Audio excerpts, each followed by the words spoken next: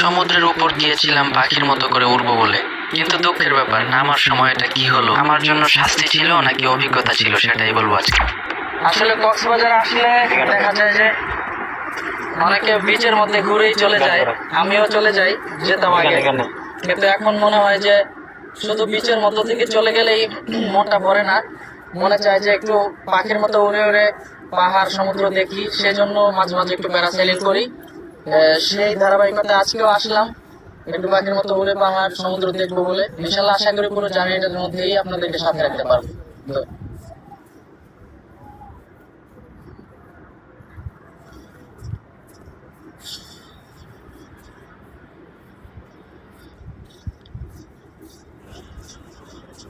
ঠিক আছে প্রিয় বন্ধুরা, যাচ্ছি। উপর থেকে কথা হবে, আপনি সব শেষ করা।